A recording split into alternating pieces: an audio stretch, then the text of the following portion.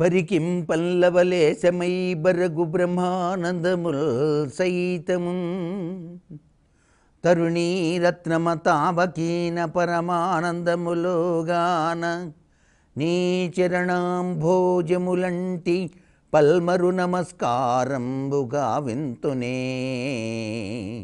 పరమానంద సుధాబ్ది దేల్చవ మదంబా శ్రీరాజరాజేశ్వరీ.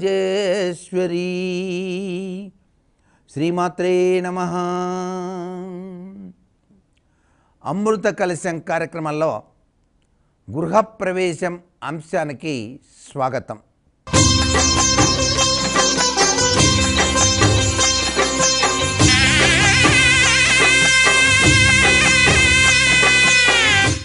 చింతామణి ద్వారంలో విరాజిల్లింపజేసుకునేటువంటి రాజరాజేశ్వరి దేవి చక్కటి అనుగ్రహ కరుణాకటాక్ష వీక్షణాలు ఉన్నప్పుడే ఆ గృహం పరమపావనమై విరాజిల్లుతుంది అని చెప్పేసి శాస్త్రం. అందుకే ప్రతి ఇల్లాలు కూడాను తప్పనిసరిగా మణిద్వీప వర్ణన అనేటువంటిది మనకు శాస్త్రాల్లో చెప్పారు. ఈ మణిద్వీప వర్ణన ఎవరైతే నిష్ఠగా పఠనం చేస్తారో వారికి అద్భుతవంతమైనటువంటి గృహం లభ్యపడుతుంది అని చెప్పేసి కూడా శాస్త్రం. మణిద్వీప వర్ణన నిష్ఠగా ఎవరైతే చేస్తారో వారి యొక్క ఆర్థిక పురోభివృద్ధి బాగా జరిగి ఇంటి యజమాని సొంత గృహం కట్టాలి అనేటువంటి తలంపుతో చక్కటి గృహాన్ని కట్టడానికి పరమేశ్వరి అనుగ్రహాన్ని ఇస్తుంది. ఎందుచేతనంటే ఆ తల్లికి ఉన్నటువంటి సహస్రబాహువులు, సహస్ర నేత్రాలు, ఓరగంటి చూపుతో ఒక్కసారి చూసిన చాలు తులలేని వైభవంతో వీళ్ళంతా కూడా తులతూగుతారు ఈ ప్రజానీకమంతా. అందుకనే ఆ తల్లిని ధ్యానం చేయండి, మణిద్వీప వర్ణన అనేటువంటిది నిత్యం పఠించండి, తప్పనిసరిగా గృహయోగం సిద్ధిస్తుంది అంటోంది శాస్త్రం. ఇది మనకు శాస్త్రాల్లో చెప్పిన నిగూఢ రహస్యం. అందుచేతనే ఇక్కడ మనం గృహప్రవేశానికి ముహూర్తతత్వం అనేటువంటిది చాలా గొప్ప విశేషంగా చెప్తాం. ఏదో అలాటప్పగా గృహప్రవేశం చేస్తే ఒప్పుకోరు. ఈ గృహప్రవేశం చేసేటువంటి విధి విధానాల్లో వాస్తుశాస్త్రరీత్యా కూడాను గృహం కట్టిన విధి విధానాన్ని పరిశీలించాల్సిన పద్ధతి ఎంతైనా ఉంది. సహజసిద్ధంగా మనం గృహం కట్టేటప్పుడే ఆ యొక్క స్థలము యొక్క బాగోగోగులు చూసుకుంటాం. అలా బాగోగోగులు చూసుకున్న పిదప ఆ స్థలాన్ని చక్కగా చదును చేసిన పిదప అది ఎత్తు పల్లాల విషయంలో కూడాను చాలా జాగరూకత వహించాలి. దక్షిణం ఎత్తు, పడమర ఎత్తులో ఉండాలి. తూర్పు ఉత్తరం అనేటువంటిది కొద్దిగా ఎత్తు తక్కువలో ఉండాలి.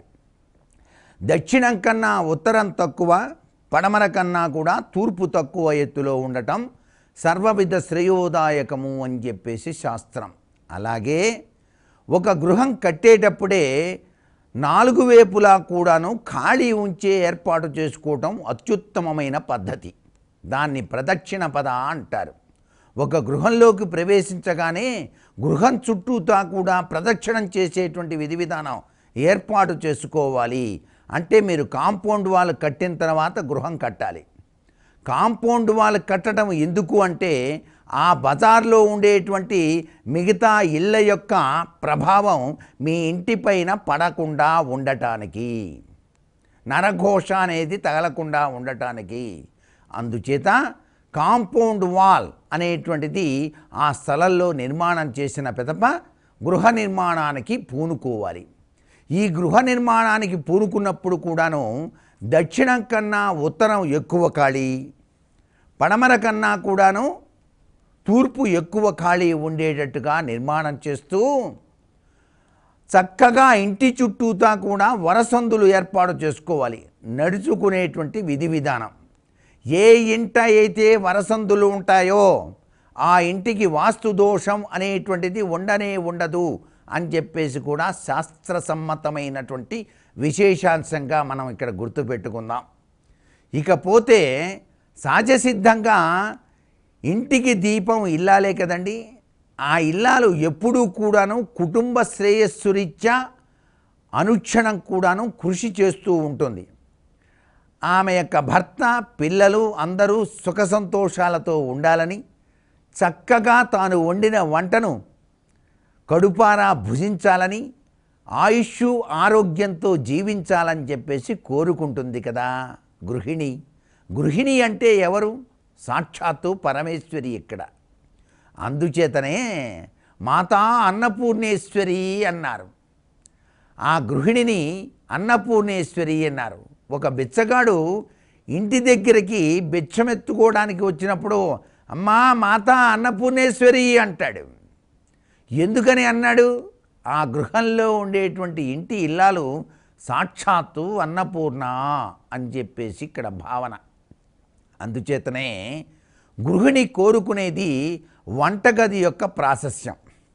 వంటగది అనేటువంటిది విశాలంగా ఉండాలి, చాలా చక్కగా అమర్చుకోవాలి. ఆ వంట చేసేటువంటి విధి విధానంలో కూడాను తూర్పు తిరిగి వంట చేయాలి.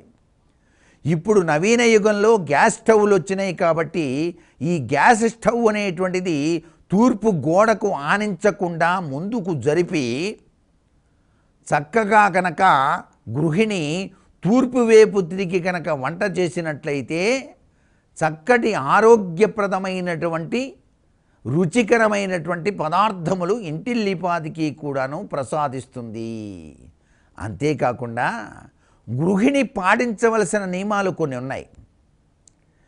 తెల్లవారకముందే నిద్ర నుంచి లేవటం, సూర్యోదయాత్ పూర్వమే స్నానాది కార్యక్రమాలు ముగించుకొని ఇంటి బయట రామమ్మ మహాలక్ష్మి అంటూ ఆవు పేడతో కలిపిన నీటిని చల్లి చక్కటి ముగ్గు వేసి ఆ గడపకు పసుపు కుంకుమ వ్రాసి లక్ష్మీదేవిని ఇంటిలోనికి ఆహ్వానించటం గృహిణి చేయవలసిన ముఖ్య విధానం. ప్రస్తుత నాగరిక పరిస్థితుల్లో ఇవన్నీ కూడా మర్చిపోతున్నప్పటికీ మన శాస్త్రీయ సంప్రదాయ రీత్యా వీటిని ఎవరైతే ఆచరిస్తారో ఆ ఇళ్ళు ఎప్పుడూ కూడా ధనలక్ష్మి అనుగ్రహ కరుణాకటాక్ష వీక్షణాలతో విరాజిల్లుతుంది అని చెప్పడంలో ఏమాత్రం సందేహం లేదు. అందుచేతనే కనీసం శుక్రవారం అయినా సరే ప్రతి ఇంటి గడపకి కూడాను ప్రతి గృహిణి కూడాను పసుపు కుంకుమ అనేటువంటిది అలంకరించడం అలవాటు చేసుకోండి అంటోంది శాస్త్రం. ఇలా ఆమె స్నానం చేసిన పిదపే వంటింట్లోకి వెళ్ళి చక్కగా ఆ యొక్క గ్యాస్ స్టవ్ని వెలిగించేటప్పుడే నమస్కృతాంజలు ఘటించాలి. ఎందుచేతనంటే అగ్ని ఉపాసన ఇక్కడ ప్రతినిత్యం కూడాను ఆమె అగ్నితో చాలా చక్కగా ఆ గృహిణి బాధ్యతను నిర్వహిస్తుంది కాబట్టి అందుకని అగ్నికి నమస్కారం చేసి పాలు అనేటువంటివి ఆ యొక్క గ్యాస్ స్టవ్ మీద పెట్టి కాయటం అనేటువంటిది సాంప్రదాయబద్ధంగా ఉంటుంది. అందుచేతనే మనకి గృహప్రవేశ సందర్భంలో కూడా ఈ గృహప్రవేశం నిర్మాణం అంతా అయిపోయిన తర్వాత చక్కగా అందరూ కూడా లోపలికి ప్రవేశించే ముందుగానే ఆ ఇంటి ఆడబడుచు ఎవరైతే ఉంటారో ఆమె బిందెతోటి నీళ్లు తీసుకొని వస్తుంది. చక్కటి బిందె, అది వెండి బిందె అయితే ఇంకా మంచిది, స్టీలు బిందె లేక ఎటువంటి బిందె అయినా సరే నీళ్లు తీసుకొని లోపలికి ప్రవేశించాలి. ఆడపడుచును ఆహ్వానించాలి తప్పనిసరిగా గృహప్రవేశ సందర్భంలో అని శాస్త్రం. ఈ గృహప్రవేశం చేసేటప్పుడు గుర్తుపెట్టుకోవాల్సింది ఏమిటంటే సన్నాయి మేళం. తప్పనిసరిగా సన్నాయి మేళం అనేటువంటిది సర్వవిధ సంపత్తులకు చక్కటి యోగాన్ని ప్రసాదిస్తుంది కాబట్టి. అలాగే గోమాత తప్పనిసరిగా ఆవు దూడ ఆ ఇంటిలోకి ప్రవేశించేటట్టుగా తీసుకొచ్చుకోవాలి. ముందుగానే ఇంటి ముంగిట రతనాల ముగ్గులు అలంకరింపచేసి చక్కగా తోరణాలు కట్టాలి. మామిడి ఆకుల తోరణం, అశోక ఆకుల తోరణం, ఈ రెండు కలిపి కూడా కట్టవచ్చు. మామిడి తోరణాలు అలంకరించిన పిదప గడపకు పసుపు రాసి కుంకుమ పెట్టిన తదుప మీరు గృహప్రవేశానికి లోపలికి ప్రవేశించేటప్పుడు ముహూర్త బలాన్ని మీరు ఎటు చక్కగా నిర్వహించే ఉంటారు. ముహూర్తం పెట్టండి అని చెప్పేసి బ్రాహ్మణోత్తముడి దగ్గరికి వెళ్తారు. గృహప్రవేశం అనుకున్న ఒక 15-20 రోజులు ముందుగానే ఈ శుభప్రదం గృహప్రవేశ ముహూర్తం పెట్టండి అని అడిగినప్పుడు తిథులు ముఖ్యమైనటువంటి విధి విధానంగా చెప్తారు. ఎటువంటి తిథులు మంచివి? పాడ్యమి, విధియ, తదియ, పంచమి, సప్తమి, దశమి, ఏకాదశి, త్రయోదశి, పూర్ణిమ. ఈ తిథుల్లో ఏ తిథి అయినా సరే మంచిదే. అలాగే వారాలు చూసుకుంటారు. ఏ వారం మంచిది గృహప్రవేశానికి అంటే సోమవారం, బుధవారం, గురువారం, శుక్రవారం. ఈ వారాలన్నీ గృహప్రవేశానికి చాలా మంచిది. అలాగే నక్షత్రాలు చూస్తాం. రోహిణి, మృగశిర, ఉత్తర, ఉత్తరాషాఢ, ఉత్తరాభాద్ర, చిత్త, అనురాధ, ధనిష్ట, శతభిషం, రేవతి, పుష్యమి. ఈ నక్షత్రాలన్నీ కూడా గృహప్రవేశానికి అనుకూలవంతమైనటువంటి నక్షత్రాలుగా శాస్త్ర రీత్యా చెప్పినటువంటి విశేషాంశం. అలాగే లగ్నాలు చూసేటప్పటికల్లా వృషభ లగ్నం, మిథునం, సింహం, కన్య, వృశ్చికం, ధనుస్సు, అలాగే కుంభం, మీనం. ఈ యొక్క లగ్నాల్లో కూడా పెట్టవచ్చు. అయితే విశేష అంశ తత్వాన్ని చూసి లగ్నం పెట్టాలి. అంటే కలశ చక్ర శుద్ధి ఉండాలి, అలాగే వృషభ చక్ర శుద్ధి ఉండాలి, అలాగే అష్టమ ద్వాదశ శుద్ధులు అనేటువంటివి కూడా చూసి గృహప్రవేశ ముహూర్తాన్ని నిర్ణయిస్తారు బ్రాహ్మణోత్తములు. ఇలా చక్కటి ముహూర్తం నిర్ణయించిన పిదప ఆ ఇంటిలోకి ప్రవేశించేటప్పుడు గమనించవలసిన ముఖ్య సూత్రాలు కొన్ని ఉన్నాయి. గృహప్రవేశంలో గుమ్మడికాయ, మంచి గుమ్మడికాయ ఒకటి తీసుకోవాలి. ఆ గుమ్మడికాయకి పసుపు పూయాలి, బొట్లు పెట్టాలి. దానికి పైన రంధ్రం చేసి ఎర్ర నీళ్లు పోయాలి. తర్వాత మూత పెట్టాలి. ఆ గుమ్మడికాయను ఇంటి యజమాని పట్టుకొని ఉండాలి. ఇవన్నీ ఒక ప్లేట్లో పెట్టుకోవాలి. ఒక గృహప్రవేశం చేసేటప్పుడు ముఖ్యంగా పాటించవలసిన నియమాల్లో కవ్వానికి కూడా ఎక్కువ ప్రాధాన్యత ఇచ్చారు. కవ్వం అంటే సాక్షాత్తు కృష్ణ పరమాత్మ యొక్క తత్వం. అక్కడ అంటే ఆ ఇంట్లో పాడి పంటలు సమృద్ధిగా ఉండాలి అని చెప్పేసి ఇక్కడ భావన. అందుచేత కవ్వం ఒకటి, ఆవు పాలు, ఆవు పెరుగు, నెయ్యి, ఉప్పు ఇవన్నీ కూడా ఒక యొక్క ప్లేట్లో ఉంచుకొని, పండ్లు, తర్వాత ఆది మధ్యాంతర్వర్తి నారాయణ స్వరూపంలో విరాజిల్లేటువంటి ఆ వెంకటేశ్వర స్వామి, లక్ష్మీదేవి యొక్క ఫోటో, వినాయకుడు, సరస్వతి ఫోటో, కొత్త ఫోటోలు అన్నీ కూడా మీ బంధువర్గాలు లేక కుమారులు, కుమార్తెలు ఉన్నట్లయితే వాళ్ళంతా కూడా పట్టుకుంటారు. ఇంటి యజమాని మాత్రం వెంకటేశ్వర స్వామి, లక్ష్మీదేవి ఫోటోను పట్టుకోవాలి. లోపలికి ప్రవేశించేటప్పుడు శుభముహూర్తము అని చెప్పేసి అన్న సందర్భంలో వేద మంత్రాన్ని అధ్యయనం చేసేటువంటి బ్రాహ్మణోత్తముడు నిమ్మకాయలు, చాకు, పసుపు, కుంకుమ రెడీగా పెట్టుకుంటాడు. మీరు లోపలికి ప్రవేశించండి అన్న సమయంలో ఇంటి యజమాని మొట్టమొదటిసారిగా ఆవు దూడను లోపలికి పంపించి తరువాత గుమ్మడికాయను మధ్య ఇంటిలోనికి అంటే హాలులో గట్టిగా విసిరేస్తాడు. అలా విసిరివేయగానే అది టప్పుమని పగిలి రెండుగా విడిపోయి ఆ ఎర్ర నీరంతా కూడా ఆ ప్రాంతంలో పడుతుంది.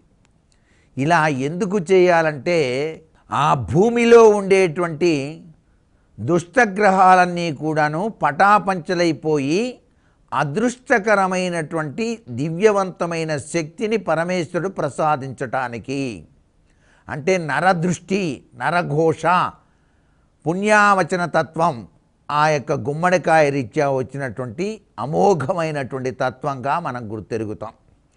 ప్రతి ఒక్క గడప దగ్గర కూడా తప్పనిసరిగా ఇంటి యజమాని నిమ్మకాయలను మధ్యకు కోసి చేతిని ఈ విధంగా పెట్టి రెండు వైపులా గడపలకు కుడివైపు ఎడమవైపు ఇలా ఆ నిమ్మకాయ డొప్పను పిండి వదిలేస్తాడు.